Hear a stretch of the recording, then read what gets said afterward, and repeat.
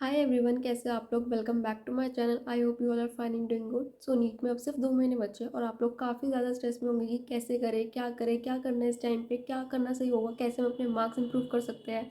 तो आज इस वीडियो में मैं आपको बताऊंगी कि मैंने कैसे आखिरी के 2 महीने में प्रिपरेशन करी थी और क्या क्या चैलेंजेस आए थे जो मैंने फेस किए, उन्हें कैसे ओवरकम किया। आई एम श्योर वो सारे चैलेंजेस आप लोग भी फेस कर रहे होंगे और आपको बहुत हेल्प करेंगे आज वो सारी टिप्स और स्ट्रैटेजी जो मैं आपके साथ शेयर करने वाली हूँ। सो वीडियो को प्लीज़ एंड तक देखना। And now let's start the video. मैंने ना अपनी प्रिपरेशन जनवरी में स्टार्ट करी थी और इस वजह से मेरा मार्च तक सिलेबस कंप्लीट नहीं था, मेरा बहुत सारा सिलेबस रहता था। तो मैंने क्या डिसाइड किया था कि मैं मिड मार्च तक जितना हो सकता है अपनी जी जान लगा के सिलेबस कंप्लीट करने की कोशिश करूँगी। हो गया तो अच्छी बात है, नहीं हुआ तो उसके बाद मैं अपने फुल मार्क्स स्टार्ट कर दूँगी। जो पोर्शन मेरा रह जाता है वो बाद में कंप्लीट होता रहेगा। साइमल्टेनियसली मैं मॉक टेस्ट दूंगी, उन्हें एनालाइज करूँगी, उनको रिवाइज करूँगी, अपनी गलतियाँ देखूँगी और साथ साथ अपने वो टॉपिक्स भी कंप्लीट करूँगी जो मेरे रहते हैं। सो ये मेरा प्री डिसाइडेड था कि मेरे को 15 मार्च तक अपना जितना हो सकता है अपना सिलेबस कंप्लीट करना है एंड देन फुल मार्क्स देने हैं। तो मैंने मार्च में उसके बाद 3 फुल मार्क्स दिए थे और अपनी गलतियाँ वगैरह एनालाइज करी थी और अप्रैल में मेरा पूरा यही टारगेट था कि मेरे को सिर्फ फुल मार्क्स देने हैं। जो गलतियाँ उन्हें देखना है, एनालाइज करना है, इंप्रूव करना है और नेक्स्ट मॉक टेस्ट देना है।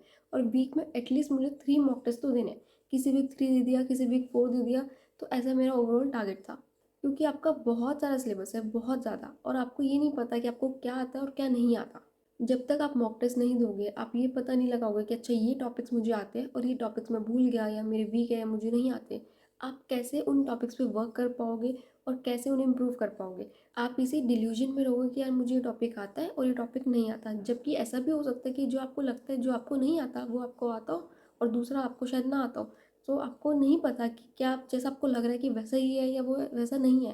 लेकिन कई बार क्या होता है, मैंने ये रियलाइज़ किया मॉक टेस्ट देते देते, मुझे ऐसा लगता था कि यार ये चैप्टर मैं भूल गई हूँ या मुझे नहीं आता। बट मुझे उसके क्वेश्चन हो पा रहे थे और जो मुझे लग रहा था कि यार ये मेरे स्ट्रॉन्ग टॉपिक्स है, ये तो मुझे आता है, ये मैं कर लूँगी, उनके क्वेश्चंस मैं नहीं कर पा रही थी और उन टॉपिक्स के लिए मुझे और प्रैक्टिस करने की ज़रूरत थी। तो कई बार ऐसा होता है कि जो हमें लगता है ना ऐसा नहीं होता, वो हमें पता लगता है मॉक टेस्ट दे के। जब हम देते हैं हमें तब पता लगता है अच्छा ये टॉपिक्स मेरे वीक है और इन पे मुझे वर्क करना है। ज़रूरी नहीं जैसा आप सोच रहे हो वैसा ही रियलिटी में हो। और ऐसा भी होता है कि हमारे बहुत सारे टॉपिक्स वीक होते हैं, ठीक है, कई बार 3-4 चैप्टर्स है जो हमारे वीक है। हमें ये पता लग जाता है मॉक टेस्ट देके एनालाइज करने के बाद कि किस चैप्टर की कितनी वेटेज है मॉक टेस्ट में और किसको सबसे पहले प्रायोरिटाइज करके हमें रिवाइज करना है और फिर किसको एंड में करना है। ठीक है, तो वो चीज़ें भी हमें मॉक टेस्ट देके पता लगती है। सपोज आपके 4-5 चैप्टर वीक है, तो जिस चैप्टर से आपके सबसे ज़्यादा क्वेश्चन गलत हो रहे हैं और जिस चैप्टर से आपके सबसे ज़्यादा क्वेश्चन पूछे जा रहे हैं, आप उसको सबसे पहले रिवाइज करोगे और फिर बाद वालों को, और इसी तरह प्रायोरिटाइज करोगे। तो ये चीज़ें आपको मॉक टेस्ट देने के बाद पता लगती है। खुद से तो आप किसी को भी कर लोगे और हो सकता है आपने जिसको रिवाइज किया उसकी इतनी वेटेज ही ना हो शायद, और आपके मॉक टेस्ट के स्कोर में भी ज़्यादा इंप्रूवमेंट ना आए। तो ये गलती आप ना करो, उसके लिए बहुत ज़्यादा ज़रूरी है कि आप मॉक टेस्ट को अच्छे से दो, एनालाइज करो और अपनी गलतियों को इम्प्रूव करो। और अगर अभी आपकी प्रिपरेशन बहुत वीक चल रही है, आपको लग रहा है कि यार अब नहीं हो सकता, तो आई वुड रिकमेंड कि आप अभ्यास एसेंशियल क्रैश कोर्स को ज्वाइन कर लो। यहाँ पे आपको 75 to 100 हाईएस्ट सील्ड क्वेश्चंस मिलेंगे पर चैप्टर, जो कि मोस्ट एक्सपेक्टेड है। फिजिक्स और केमिस्ट्री के लिए आपको 4 मॉड्यूल्स भी मिलेंगे ऑफलाइन प्रैक्टिस के लिए, प्लस आपको 30 OMR शीट्स भी मिलेगी। यहाँ पे आप पेज वाइज मैनर में भी क्वेश्चन प्रैक्टिस कर सकते हो। आप जिस पेज को सिलेक्ट करोगे उसी पेज के क्वेश्चंस आ जाएंगे, प्लस साथ ही साथ आपको Intex questions, NCERT based questions, NCERT exemplar के क्वेश्चंस को एमसीक्यू फॉर्मेट में कन्वर्ट कर दिया है, तो आप उन सबको भी एमसीक्यू फॉर्मेट में प्रैक्टिस कर सकते हो। प्लस आपको पीओ क्यूज भी मिलेंगे और पीओ क्यूज के अलावा पिछले 13 साल के पेपर जितने भी एनटीए ने कंडक्ट करवाया है, आपका उड़ीसा 2019, मणिपुर 2023, रीनीट, कोविड 2020, वो सब भी मिलेगा। अगर आपके नीट में अंडर 1000 रैंक आती है तो नीट प्रेप एसेंशियल की तरफ से आपको 10,000 का कैश प्राइस मिलेगा, और अगर अंडर 500 रैंक आती है तो आपको 20,000 का कैश प्राइस मिलेगा। अभी एनरोल करने पे आपको पीओक्यू मार्क्ड एनसीईआरटी फ्री मिलेगा, जिसमें आपकी पूरी एनसीईआरटी में आपके लास्ट 25 ईयर्स के एम्स, एआईपीएमटी, नीट के क्वेश्चंस हाईलाइटेड है, जिनको क्लिक करके आप उन क्वेश्चंस को प्रैक्टिस कर सकते हो। साथ ही साथ आपको उनका ऑडियो वीडियो टेक्स्ट सोल्यूशन भी मिलेगा। साथ ही साथ आपको कस्टम अभ्यास भी फ्री मिलेगा। इसमें क्या है, जिन टॉपिक्स में आप वीक हो उन्हें सिलेक्ट करके अपना डिफिकल्टी लेवल भी सिलेक्ट करके इजी, मीडियम या हार्ड, और नंबर ऑफ क्वेश्चन सिलेक्ट करके अपना टेस्ट खुद बना सकते हो। और ये टेस्ट आप पेज वाइज मैनर में भी बना सकते हो, कुछ पेजेस को सिलेक्ट करके, कुछ टॉपिक्स को सिलेक्ट करके भी बना सकते हो। और टेस्ट देने के बाद आपको डिटेल एक्सप्लेनेशन मिलेगा सारे क्वेश्चंस का और डिटेल एनालिसिस भी मिलेगी। और आपको इनकरेक्ट क्वेश्चन मार्क एनसीईआरटी भी फ्री मिलेगा, जिसमें कि आप जो भी क्वेश्चंस आप गलत कर रहे हो वो आपके इनकरेक्ट क्वेश्चन मार्क एनसीईआरटी में हाईलाइट हो जाएगा, जिन्हें आप क्लिक करके उन क्वेश्चंस को रीअटेम्प्ट कर सकते हो और देख सकते हो कि लास्ट टाइम आपने कौन सा ऑप्शन क्लिक किया था। जिन भी क्वेश्चंस को आपको दोबारा रिविजिट करना है उन्हें आप बुकमार्क कर सकते हो, और एक्टिव रिकॉल के लिए आप पेज वाइज फ्लैश कार्ड्स भी यूज़ कर सकते हो। अभ्यास एसेंशियल क्रैश कोर्स अभी आपको बहुत ही अफोर्डेबल प्राइस में मिल रहा है और अभी सिर्फ 500 ही बुक पैकेजेस प्रिंट हुए हैं। तो जल्दी से NEET prep essential app download कर लो और इस क्रैश कोर्स में एनरोल कर लो, बिकॉज बुक्स खत्म होने के बाद आपका ये क्रैश कोर्स भी आउट ऑफ स्टॉक हो जाएगा। क्रैश कोर्स में एनरोल होने के बाद सारी बुक्स 4 से 5 दिन में डिलीवर हो जाएगी। अगर आपको ऑफलाइन टेस्ट चाहिए वो भी नीट पैटर्न के, तो आप वो भी ले सकते हो by selecting the check box of home test series for NEET 2025। Crash course के साथ अगर आप होम टेस्ट सीरीज परचेज करोगे तो वो आपको 999 की मिल जाएगी। लिंक आपको डिस्क्रिप्शन में मिल जाएगा। So now let's come back to the video. मैं आपको बताती हूँ वो मेजर चैलेंज जो मेरे साथ आखिरी के 2 महीने में जो मैंने फेस किया और जो आ रहा था, जो मुझे ऐसा लगता है काफ़ी सारे बच्चे से फेस कर रहे होंगे, वो ये है। मेरे फर्स्ट अटेम्प्ट में 575 मार्क्स थे। तो मुझे इतना बहुत अच्छे से क्लियर था कि मुझे 600 से कम में तो सीट नहीं मिलने वाली है किसी भी हालत में। तो मुझे एटलीस्ट 600 प्लस टारगेट करना है इस साल। ठीक है, तो मैं जब कर रही थी तो मैं बहुत सारे मॉक टेस्ट दे रही हूँ, ठीक है, मैं सब कुछ कर रही हूँ, पर मेरा जो स्कोर है वो अगेन 550 टू 600 के बीच में स्टक हुआ है। जब मैंने जनवरी में पार्ट टेस्ट देना स्टार्ट किया था तो मेरा स्कोर 450 के अराउंड भी आ रहा था। बट तब आई वॉज लाइक यार अभी तो है टाइम, हो जाएगा इम्प्रूव, अभी स्टार्ट किया है, इतने टाइम बाद स्टार्ट किया है, तो कोई बात नहीं, कर लेंगे इम्प्रूव। तो इसी डिल्यूजन में मैं थी कि हो जाएगा हो जाएगा हो जाएगा, बट वो हो ही नहीं रहा था। पार्ट टेस्ट में मैं दे रही थी तो वो भी 550 के अराउंड जा रहा था। फुल मार्क्स दे रही थी वो थोड़ा सा और कम जा रहा था, 500 के अराउंड। तो मुझे समझ नहीं आ रहा था कि मेरे मार्क्स बढ़ क्यों नहीं रहे, मेरे मार्क्स इंप्रूव क्यों नहीं हो रहे। मतलब मुझे ऐसा लग रहा था कि फर्स्ट अटैम्प्ट में जब मैंने मॉक टेस्ट नहीं दिए थे, मेरी मेनली गलती यही हुई थी कि मैंने मॉक टेस्ट नहीं दिए और मेरे मार्क्स नहीं आए इस वजह से। ठीक है, मैंने प्रैक्टिस ही नहीं करी। बट मैंने सोच लिया था कि अब सेकेंड अटैम्प्ट में मैं बहुत सारे मॉक टेस्ट दूंगी। तो मैं मॉक टेस्ट दे रही हूँ, मैं अपनी गलतियाँ भी देख रही हूँ, मैं उन्हें एनालाइज भी कर रही हूँ, मैं उन्हें इम्प्रूव भी कर रही हूँ। बट मेरा स्कोर हर मॉक टेस्ट में वही आ रहा है। तो मुझे समझ नहीं आ रहा था कि वो क्या चीज़ है जो मैं मिस कर रही हूँ, क्यों मेरे मार्क्स नहीं आ रहे, क्यों बढ़ नहीं रहे। तो मुझे इस चीज़ की बहुत टेंशन रहती थी। और मैं जो मॉक टेस्ट दे रही थी ना वो मैं घर में दे रही थी, ठीक है, आइदर प्रिंट करा के, या मैंने ऑफलाइन मॉक टेस्ट भी खरीद लिए थे तो मैं घर पे दे रही थी, मैंने कोई ऑफलाइन जगह जाकर नहीं दे रही थी। तो उस वक्त क्या होता था, मैं मॉक टेस्ट देती थी, फिर मैं खुद ही चेक करती थी और अपनी गलती सब कुछ खुद देखती थी। तो मेरे घर पे जब मुझसे सब पूछते थे मेरे पेरेंट्स के कितने मार्क्स आ रहे तेरे, क्या चल रहा है तेरे मॉक टेस्ट का स्कोर, तो मैं झूठ बोल देती थी कि मेरा अच्छा चल रहा है, मेरे 600 प्लस आ रहे हैं, मेरे 620 बन रहा है, कभी 610 बन रहा है, कभी 615, मतलब 600 प्लस ही बताती थी हमेशा। बट मुझे पता था कि यार मेरे मार्क्स नहीं आ रहे हैं और मेरे को नहीं पता मेरा सिलेक्शन होगा या नहीं होगा। और शायद मेरे झूठ से उन्हें ऐसा लग रहा था कि मेरा हो जाएगा और वो उस उम्मीद में थे कि हो जाएगा, इसके मार्क्स अच्छे आ रहे हैं। बट मुझे ऐसा पता था कि मेरा नहीं हो पाएगा क्योंकि मेरे मार्क्स नहीं आ रहे। And the major thing is कि मैं फिगर आउट भी नहीं कर पा रही हूँ कि क्या कमी है, क्या कर लूँ कि वो मेरे मार्क्स सच में इतने आ जाए जितना मैं उन्हें बता रही हूँ। ठीक है, मैं करने को सब तैयार थी, बट मुझे समझ नहीं आ रहा था कि क्या कमी रह रही है कि मेरे मार्क्स नहीं बढ़ रहे। वो चीज़ ही नहीं फिगर आउट कर पा रही थी मैं। तो फिर ना मैं अपनी बहन को बताती थी कि यार मैंने ना झूठ बोला है, मेरे मार्क्स कम बने हैं और इतने नहीं बने और मुझे बहुत टेंशन हो रही है कि मेरा नहीं होगा, मेरे मार्क्स नहीं आ रहे, मैं क्या करूँ। तो फिर मुझे बस इतना बोलती थी कि हो जाएगा तेरा, तू मत सोच, जो हो गया, तू बस जो कर रही हो तो वो करती रहे, तू मत सोचना, चिल रहे अपने, बस पढ़ाई पे ध्यान दे, मत सोचना, हो जाएगा तेरा, और बस जो कर रही है वो तू करती रहे। तो ये सब होता था, हर हमेशा का था, पूरे अप्रैल ही चला है, ठीक है। तो अब बहुत सारे बच्चे ऐसे होंगे जिनके साथ सेम सिचुएशन हो रही होगी। आप करना चाहते होंगे, मार्क्स लाना चाहते होंगे, आपको ऐसा लग रहा होगा कि यार कोई मुझे बता दे क्या क्या करना है, मैं वो करूँगा, आखिरी के 2 महीने में अपना जी जान लगा दूंगा। बट कोई मुझे बताए कि क्या करना है और कैसे मैं अपने मार्क्स इंप्रूव करूँ। मेरे मार्क्स इंप्रूव नहीं हो रहे हैं, स्टक हो चुके एक जगह पर। काफ़ी सारे बच्चे ऐसे होंगे जिनके 400-500 पे नंबर आके स्टक हो चुके हैं और वो उसके आगे नहीं बढ़ रहे और समझ नहीं आ रहा कि कैसे उनसे आगे बढ़ाए, क्या करे, कैसे वो नंबर इंक्रीज हो जाएंगे, 600 650 प्लस तक कैसे पहुँचेंगे, क्या करना है आखिरी के 2 महीने में। हम करने के लिए तैयार है बट वो नहीं बढ़ रहे। कई बार पेरेंट्स से झूठ भी बोलना पड़ता होगा मार्क्स को लेकर, मॉक टेस्ट को लेकर, प्रिपरेशन को लेकर, क्योंकि नहीं फेस कर पाते होंगे रियलिटी को। सब कुछ मैंने भी फेस किया है, ठीक है, सब कुछ था, सब कुछ मेरे साथ हुआ है। एंड आई नो बहुत टफ है सब कुछ फेस करना। So what do you think कि मैंने उस टाइम पे क्या किया होगा कि मेरे जो मार्क्स है वो 500 से जो मॉक टेस्ट में आ रहे थे उसे 650 प्लस हो गए नीट में। The only thing I did, I never stop giving mock test. मैंने मॉक टेस्ट देना बंद नहीं किया, चाहे मेरे मार्क्स कितने भी बुरे क्यों ना आए हों, मैं कितनी ही ज़्यादा डीमोटिवेटेड क्यों ना हो गई हो कि यार ये मेरे क्या नंबर आ रहे हैं, कैसे होगा, क्यों नहीं होगा। बट उस वक्त होती थी, बट मॉक टेस्ट देना बंद नहीं किया। यही गलती मैंने फर्स्ट अटेम्प्ट में कर दी थी। मेरे मार्क्स नहीं आते थे, मैंने इस वजह से मॉक टेस्ट देना बंद कर दिया और मेरा सिलेक्शन नहीं हुआ था। सेकेंड अटेम्प्ट में चाहे मेरा कितना भी क्यों ना बुरे मार्क्स आए, मैं कितने भी रो क्यों ना गई हूँ मॉक टेस्ट देने के बाद, कह रहे हैं कितने गंदे स्कोर आ रहे हैं नीट से 10 दिन पहले, कैसे होगा। बट मॉक टेस्ट देना बंद नहीं किया, उसके बाद भी दिया। उस टाइम पे मुझे कहीं ना कहीं ऐसा लग रहा था कि मैं जो दे रही हूँ पता नहीं ये वर्थ इट है भी या नहीं है, क्योंकि मैं सब कुछ कर तो रही हूँ बट मुझे रिजल्ट कहीं मिल नहीं रहा। बट वो रिजल्ट मुझे नीट वाले दिन मिला। एंड वही मुझे चाहिए था and it was all worth it. किसी भी मॉक टेस्ट में मुझे बहुत अच्छा रिजल्ट देखने को नहीं मिला। 580 590 तक क्लास तक जा रहा था, बट उससे ऊपर नहीं जा पा रहा था, जो कि बहुत ज़्यादा मेरे को बुरा लगता था, क्योंकि मेरा लास्ट ईयर स्कोर उतने पे ही आके रुक गया था। तो मुझे पता था कि यार इस स्कोर पे मुझे 100% नहीं मिलने वाली सीट। लास्ट ईयर ही नहीं मिली थी, इस साल तो और अगर कट ऑफ बढ़ गई तो कैसे मिलेगी। तो वो चीज़ की वजह से मैं बहुत ज़्यादा दुखी रहती थी कि क्यों हो रहा है ऐसा।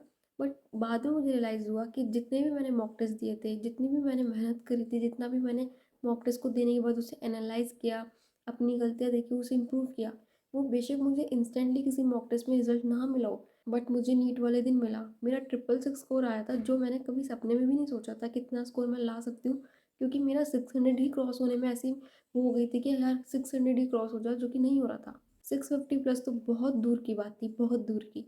तो मुझे तब रियलाइज़ हुआ कि मैंने जितनी भी मेहनत करी है ना, वो सब कुछ मुझे नीट वाले दिन उसका रिजल्ट मिला है। मैंने जितनी भी गलतियाँ मॉक टेस्ट में करी, वो गलतियाँ मैंने नीट वाले दिन नहीं करी। मुझे तब रियलाइज़ हो रहा था कि अच्छा यार, ये क्वेश्चन मैंने उस मॉक टेस्ट में किया था, ये चीज़ मैंने तब पढ़ ली थी, ये चीज़ मैंने वहाँ देख ली थी, इस वजह से मैं आज ये क्वेश्चन सॉल्व कर पा रही हूँ।